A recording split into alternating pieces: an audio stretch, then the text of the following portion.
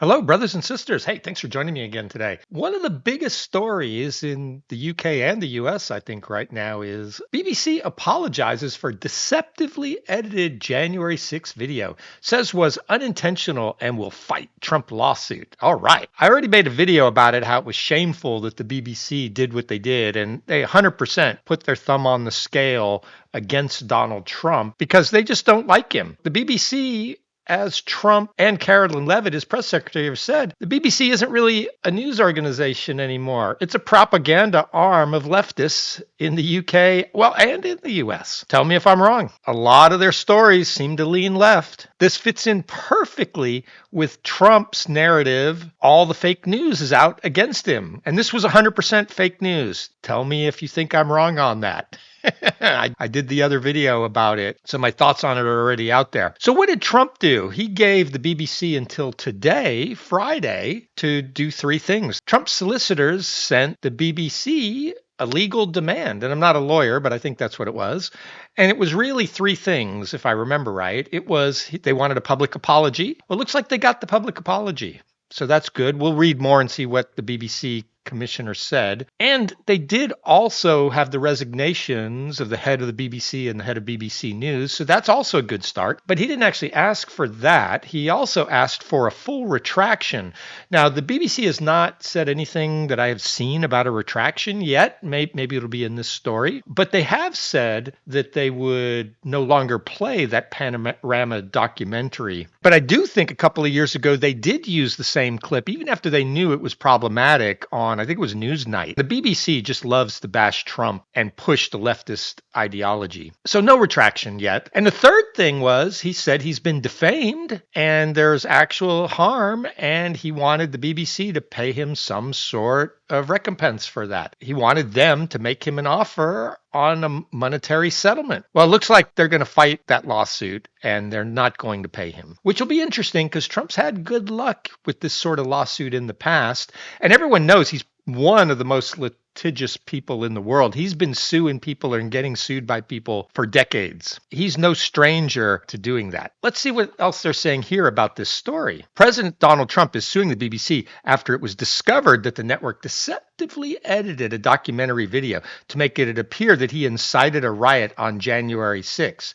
Yeah, whether you believe he incited a riot or not really doesn't matter. The way the BBC edited that clip, they basically had him say something he didn't really say. And it made it really look like he did incite that riot. And you notice the January 6th committee never actually brought charges against Trump. They could have, but they didn't because they knew they really didn't have a case. He didn't actually incite that riot. Not in any way they could prove in a criminal court. Jack Smith, Shifty Schiff would have brought that case. The BBC has apologized and says it will fight Trump's defamation lawsuit. What the BBC did was egregious and totally anti-journalistic. So, of course, CNN's Brian Stetler is siding with the BBC. Of course, it's CNN. Stetler says the edit is outrageous. Oh, okay. I thought he was siding with the BBC. Let's see more. There was speculation the BBC might try to settle with him to make him go away. We've seen Disney and Paramount in the US do that after being sued by Trump.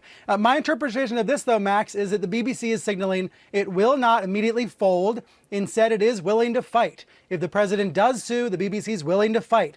The statement says, quote, while the BBC sincerely regrets the manner in which the video clip was edited, we strongly disagree there is a basis for a defamation claim. And here's the most important part of that. In order to prove defamation, you have to prove malice. You have to prove intent. And the BBC is insisting there was no intent to mislead the public in this case. Perhaps there was no intent, but I guess we'll wait for a jury to decide. And I do believe he's correct if he sues in the U.S., and probably he'll sue in Florida. He'll look for a venue which is most favorable that has jurisdiction, so he'll likely sue in Florida is my guess. But I think he could also sue in the U.K., and I believe it's actually easier. I think in the UK he doesn't have to prove intentional malice. So it's going to be an interesting lawsuit. No matter what, it's going to be an embarrassment to the BBC. And as we've seen with ABC, NBC, I think some of these other news organizations, Trump's won about 3 lawsuits. They never actually went to a jury trial. They all decided the evidence was so much they didn't want to go to a jury trial, and so they settled.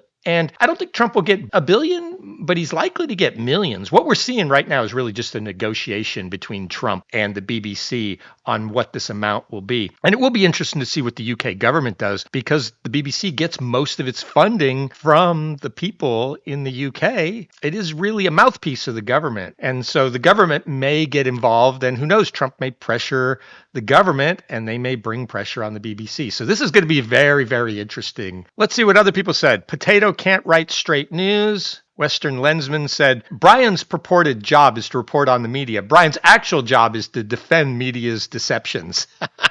Yeah, it was definitely a deception. If Stetler is defending a media outlet, it's a sure sign to never trust it. The BBC says it didn't intend to mislead, which means it's claiming the deceptive clip in the video just magically edited itself. Sure, BBC. There was no intent to mislead the public other than the intentionally misleading edit, which was designed to mislead the public, I guess. Yeah. And the bad thing is Panorama purports to be a news channel. They make documentaries about newsworthy topics. The BBC, when I was growing up in England, was thought of as being rock solid, reporting the news. Not anymore. It's just leftist spin now. I can't think of an activity that requires intentionally more than editing. That it was edited by a group and then given the okay to broadcast. It's absurd to suggest they intended the audience to believe that those words were said an hour apart. Yeah, it's crazy. And they might try to throw the producers under the bus, since I think the documentary was made by a third-party company. But I'm sure every edit was approved by someone in the BBC. And even if it wasn't, it ran as the BBC's show on their air under the Panorama banner. And so, no, they are 100% responsible. And if they were going to say that it was opinion, then they should have put in a disclaimer that these two things were 50 minutes apart. They should have maybe put a little bit of black space or inserted one of their commentators to say something. They didn't. So they made it appear that clip was continuous and that Trump said those exact words with that exact timing. They cut out 54 minutes, I think, worth of context. So the thoughts he was having 54 minutes later were completely different from him saying, we're going to march on the Capitol and cheer on our congressman. And that's what he actually said. And then later in the clip, he said, we're going to do it peacefully and patriotically. No one ever sees that clip. So I should be shocked, but I'm not shocked. Tell me if you are. Am I wrong? Is the BBC fair and unbiased and just tells the news? Or is it a lefty mouthpiece pushing lefty agendas? I think I know which one it is. Absolutely. Why was the clip edited? Why not play it like it was recorded in real time? Why did two people resign then? Oh, they absolutely resigned because a $1 billion lawsuit was coming, and so somebody had to be accountable. They were both fired. Anyone who thinks they resigned is delulu. All great questions. BBC's international programs like BBC Media Action have received funding from U.S. government agencies. If still the case, cut it. Yeah, that was one of the things that was very interesting that Elon Musk's Doge found out. A lot of USAID funding was going to foreign media, including the BBC. And we all actually know what that really was. USAID, for anyone who doesn't know, was 100% a CIA and State Department front to push American foreign policy. And in the past, it was used on our enemies, but now it's crazy because USAID was U.S. taxpayer money being used to influence media in other countries against the U.S., because it was used against Trump. So that's against the U.S. It's crazy. So I'm very glad that Elon and Trump got USAID shut down. People say, oh, it's feeding the homeless and all that. No, it's not. USAID was a big untraceable slush fund so that the CIA and State Department could pay off people that America needed paying off. And the Democrats discovered it was a great way to funnel money to their NGOs that they were tied to. So 100% glad Trump shut that nonsense down. Absolutely. Bottom line, they edited it to lie. Yes, they 100% made that edit to lie. And the bad thing is that clip has been replayed probably millions of times across the world. And people will watch that and come to the conclusion, yeah, Trump definitely incited the riot. Look what he said. This is coming out of the BBC and Panorama. This must be true. This isn't fake news. This isn't AI. 100% it was fake news. They want us to believe someone tripped and accidentally inserted the video into the perfect spot to push the fake incitement narrative, or that the documentary somehow self-edited edited it himself. To believe this, one would have to be gullible, stupid, dishonest. Paging Brian Stetler. It is remotely possible that a producer made that edit just because it made it a more exciting documentary, but then it's not news anymore. It's a work of fiction. It's more exciting. It's a movie. If you're going to be news, be news. I'm completely okay with editing for time and things like that. You can't completely change the message that the person was conveying to fit the one you wanted him to convey. You're not allowed to do that if you're just doing news. You can if you're doing AI and making funny videos on TikTok. And you can if you're writing political propaganda. Remarkable the mental gymnastics one has to do to believe that the BBC did not realize that their misleading product was misleading. Yeah, anyone who was associated with the production of this should have known. And you know what? That independent standards whistleblower who blew this all open, he says that the BBC leadership and producers were alerted to these bad edits and went ahead with them anyway. So the people that mattered at the BBC knew exactly what was happening. That's why those two were fired. That's why it's completely okay for Trump to sue them and hold them accountable, because there needs to be consequences so they stop this bad behavior.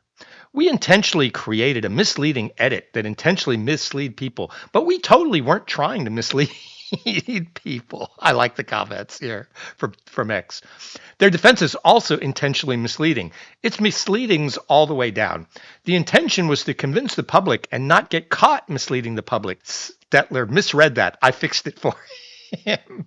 So Stetler can believe and push the magic self-editing oopsie doodle theory, or he can be honest with himself and us by calling out the BBC for purposefully misleading the public. We already know where Stetler will stand. Back to the BBC. Shame on you, BBC. This was leftists controlling the BBC who had an agenda that was anti-Trump and wanted to make Trump look bad. 100%. And because the BBC is funded by the people of the UK through the UK government, the government is also complicit. The country that some allege is our number one ally, and we have a special relationship, is using propaganda against its ally, America. Tell me if I'm wrong. So how much did the government at the time know that this was happening? Or was it just all the BBC leftists? Either way, it doesn't matter because Trump is suing them, and I'm glad he's suing them. Unfortunately, the British people are going to have to bear this burden of however much money it is. It's going to be millions of dollars no matter what, even if that's only legal fees and Trump loses. I do believe, looking at his track record, he's likely to win, and it's likely to cost the BBC a few $1,000,000, and so the British people a few $1,000,000. They'll probably raise rates to pay for this. Somebody's got to pay for this. So don't believe all the nonsense of this is just Trump coming after the BBC and they don't deserve it. They do deserve it. Tell me if I'm wrong. Let me know if you like this, like and subscribe. And if you don't like it, don't watch it. Thanks. Bye.